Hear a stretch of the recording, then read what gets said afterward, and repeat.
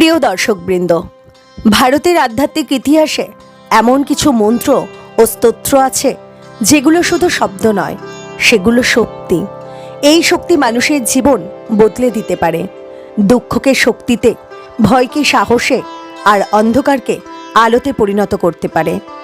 এই শক্তিরই একটি মহান উদাহরণ হলো হনুমান চালিসা। যখন মানুষ বিপদে পড়ে, যখন জীবনে কোনো পথ খুঁজে পায় না, তখন অনেকেই ভক্তি ভরে হনুমান চালিসা পাঠ করেন। বিশ্বাস করা হয় এই চালিসার প্রতিটি চৌপায়ের মধ্যে রয়েছে অসীম শক্তি, ভক্তি, সাহস এবং ভগবান হনুমানের আশীর্বাদ।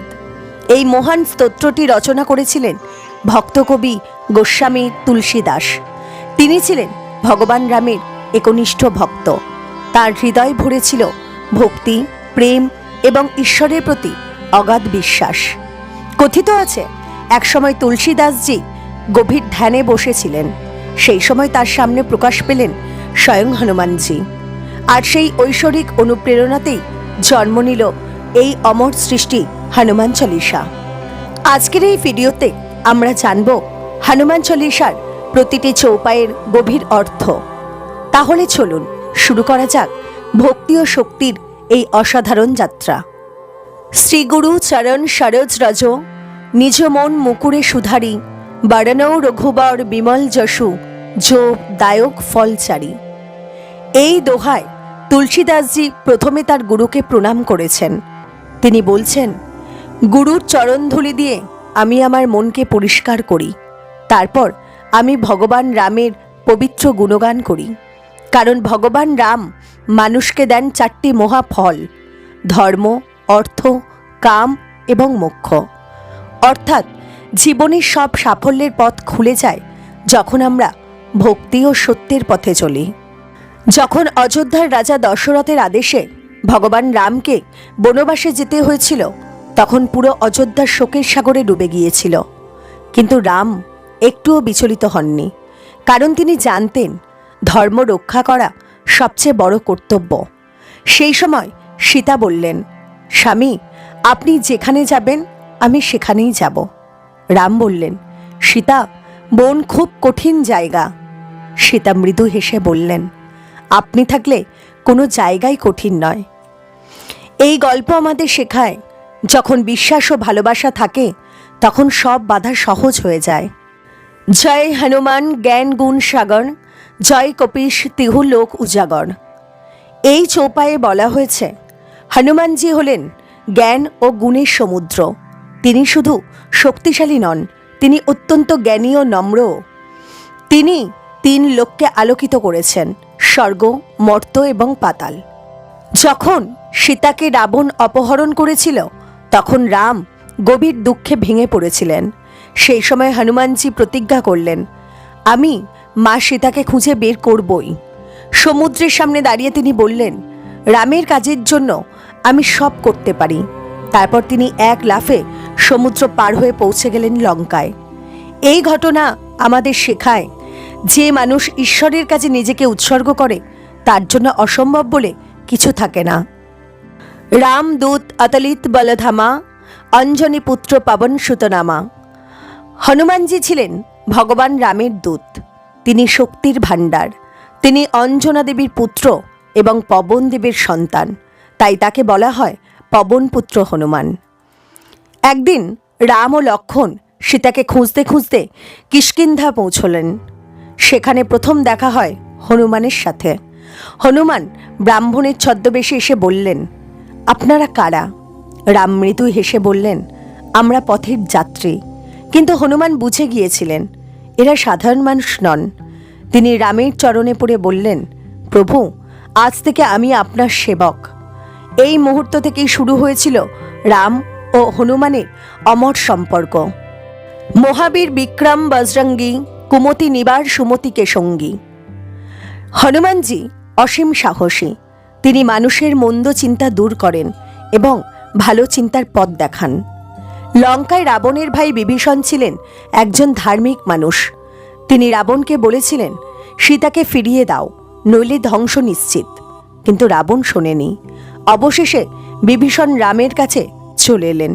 রাম তাকে বুকে টেনে নিয়ে বললেন, যে সত্যের পথে আসে আমি তাকে কখনোই ফিরিয়ে দিই না। এই গল্প আমাদের শেখায় ভালো পথ বেছে নেওয়ার জন্য কখনো দেরি হয় না। কাঞ্চন বরণ বিরাজ সুবেশা, কানন কুণ্ডল কুঞ্চিত কেশা। এই চৌপায়ে তুলসীদাসজি হনুমানজির সুন্দর রূপের বর্ণনা করেছেন। তিনি বলেছেন, হনুমানের শরীর সোনার মতো উজ্জ্বল। তিনি সুন্দর পোশাক পরিধান করেন।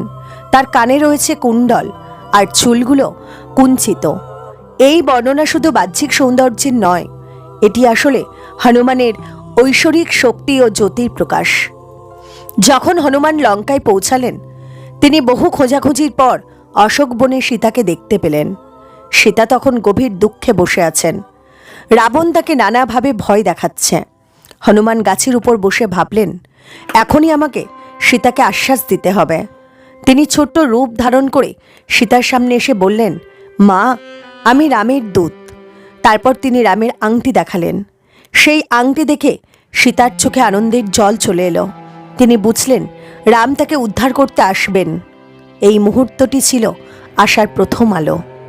হাত ও বজ্র অউধ্বজা বিরাজে, কাঁধে মুঞ্জ জনেও সাজে। অর্থাৎ হনুমানের হাতে রয়েছে বজ্রের মতো শক্ত অস্ত্র এবং একটি পতাকা। তার কাঁধে রয়েছে পবিত্র জেনেউ। এটি বোঝায় তিনি শুধু শক্তিশালী নন, তিনি ধর্মের রক্ষক। অশোক বনে সীতার সঙ্গে কথা বলার পর হনুমান বললেন, মা, আপনি চাইলে আমি এখনই আপনাকে নিয়ে যেতে পারি।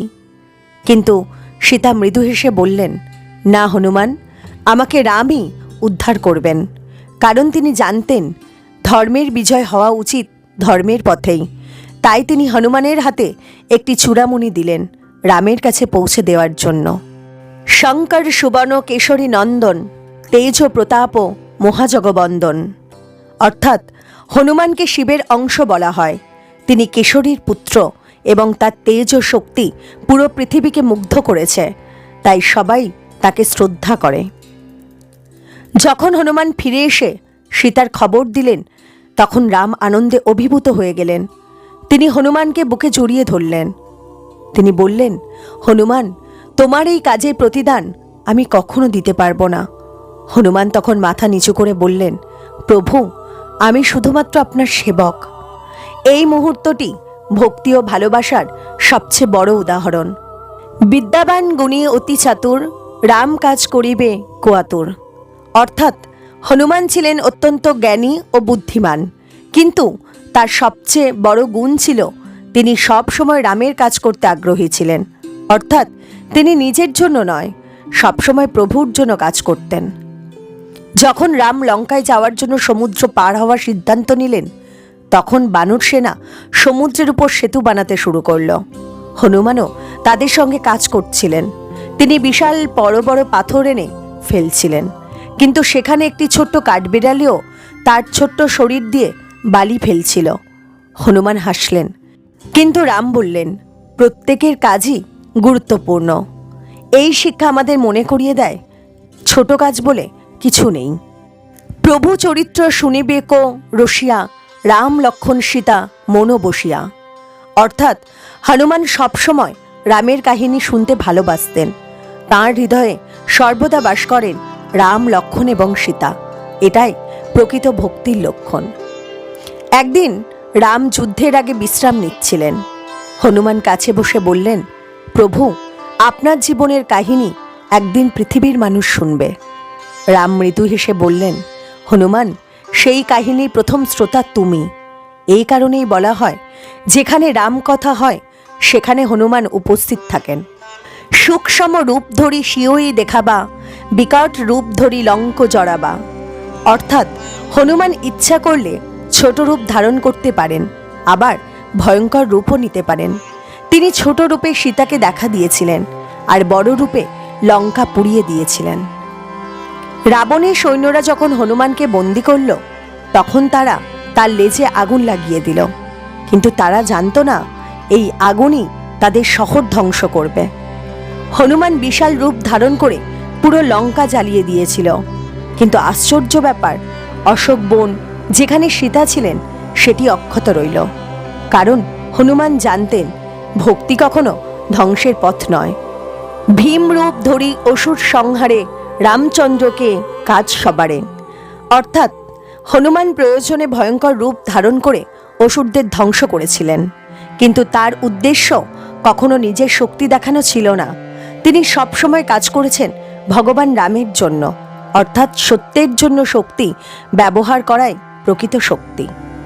যখন লঙ্কার রাক্ষসরা দেখল যে এক বানর তাদের শহরে প্রবেশ করেছে, তারা প্রথমে তাকে তুচ্ছ ভেবেছিল, কিন্তু যখন তারা দেখল এই বানর একাই শত শত সৈন্যকে পরাজিত করছে, তখন তাদের মনে ভয় ঢুকে গেল। হনুমান বললেন, আমি যুদ্ধ করতে আসিনি, আমি এসেছি রামের বার্তা দিতে। কিন্তু যখন রাবণের সেনারা আক্রমণ করল, তখন তিনি ভীম রূপ ধারণ করলেন। এই দৃশ্য দেখে লঙ্কা কেঁপে উঠেছিল। লায়ে সঞ্জীবন লক্ষণ জিয়ায়ে, শ্রী রঘুবীর হরষি ঔড়লায়ে। এটি হনুমান চালিসার সবচেয়ে বিখ্যাত চৌপাইগুলির মধ্যে একটি।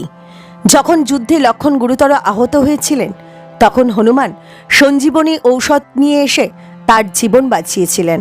এতে রাম অত্যন্ত আনন্দিত হয়েছিলেন এবং হনুমানকে বুকে জড়িয়ে ধরেছিলেন। রাম ও রাবণের ভয়ঙ্কর যুদ্ধ চলছিল। সেই সময় রাবণের পুত্র ইন্দ্রজিৎ লক্ষণের উপর শক্তিশালী অস্ত্র নিক্ষেপ করল। লক্ষণ অচেতন হয়ে পড়লেন। রাম ভেঙে পড়লেন। তিনি বললেন, লক্ষণ ছাড়া আমার জীবন অর্থহীন। তখন চিকিৎসক বললেন, হিমালয়ের দ্রোণগিরি পর্বতে একটি বিশেষ ঔষধ আছে, সঞ্জীবনী। সেটি আনতে পারলে লক্ষণ বাঁচবে।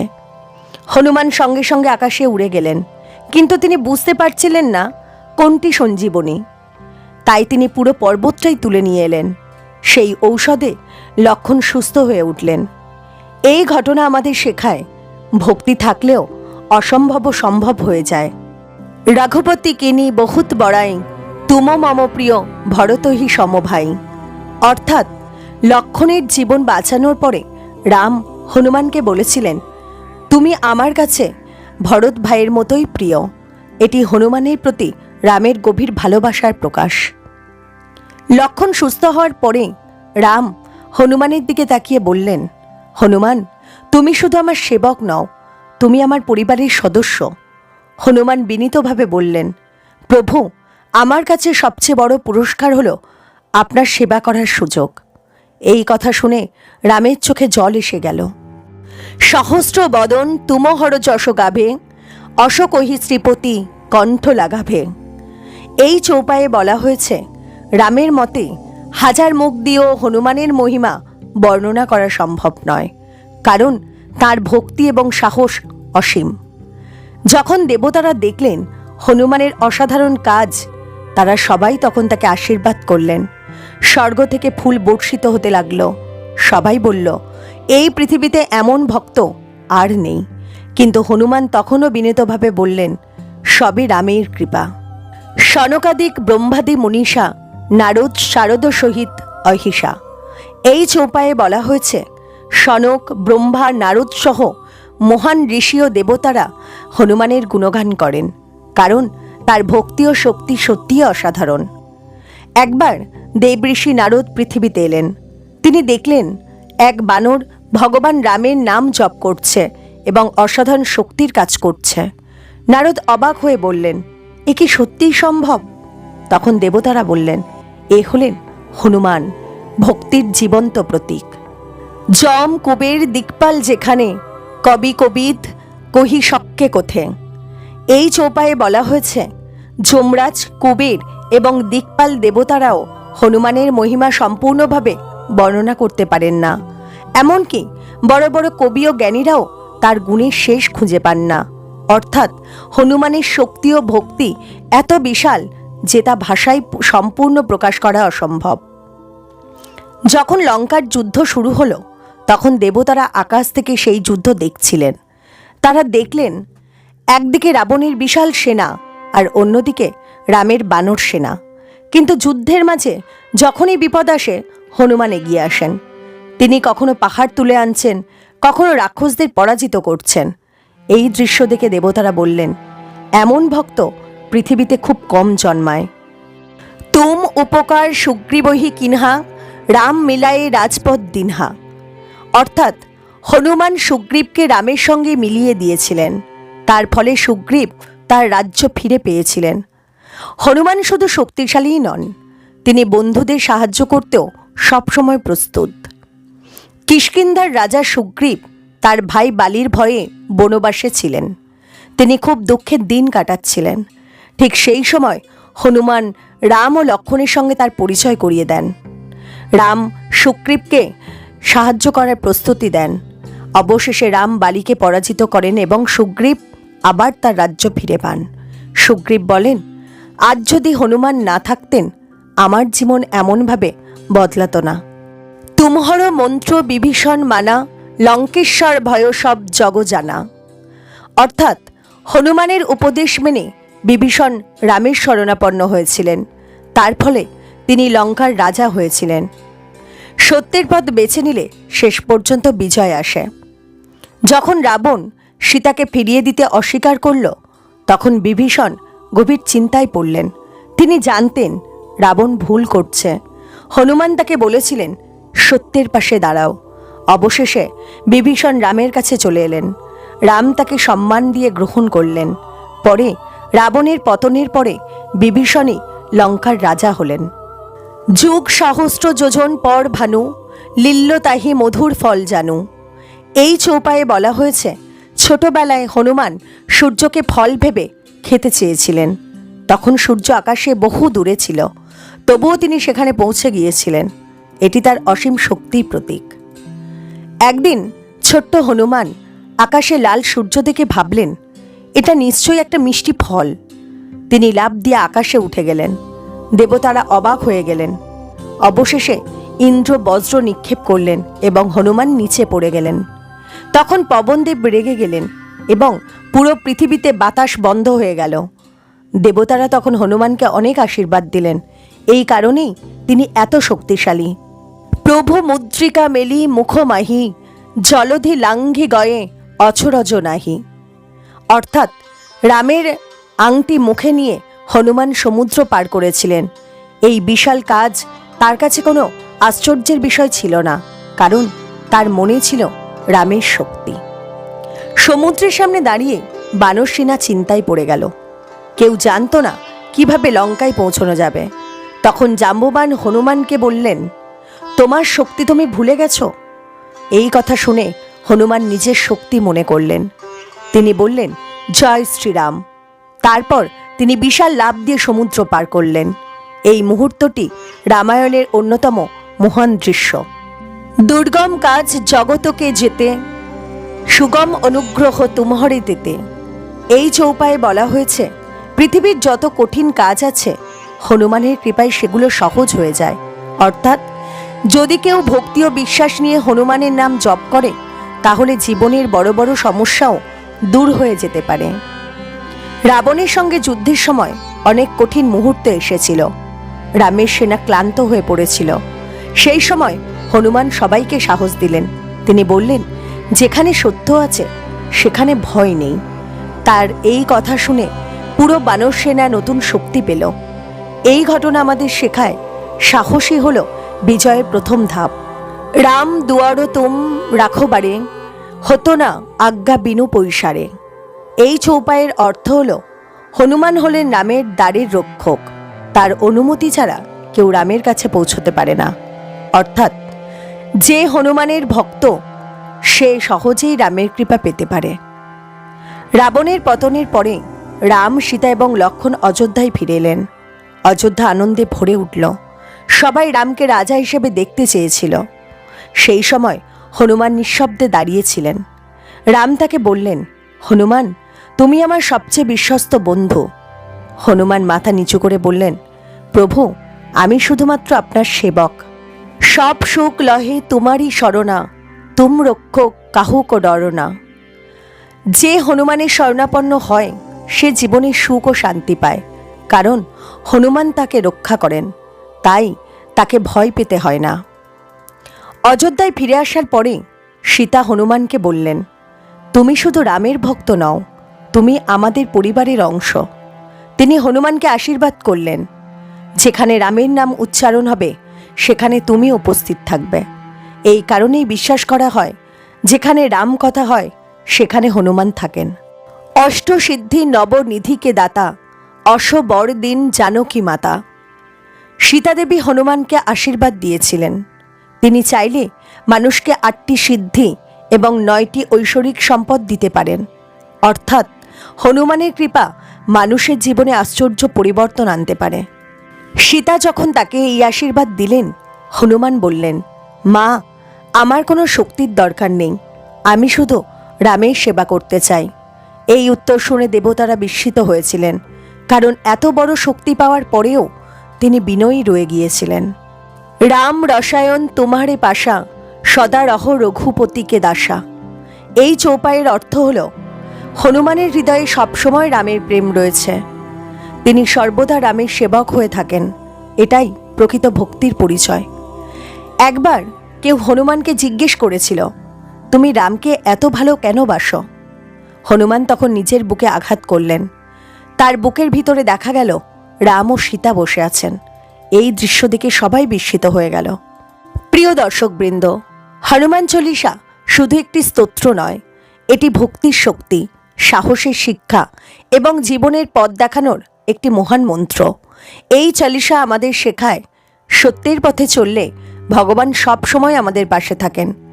যদি আমরা জীবনে ভয় পাই, যদি আমরা সমস্যায় পড়ি, যদি আমরা পথ হারিয়ে ফেলি, তাহলে ভক্তি ভরে হনুমানের নাম স্মরণ করলেই আমাদের হৃদয়ে নতুন শক্তি জাগ্রত হতে পারে।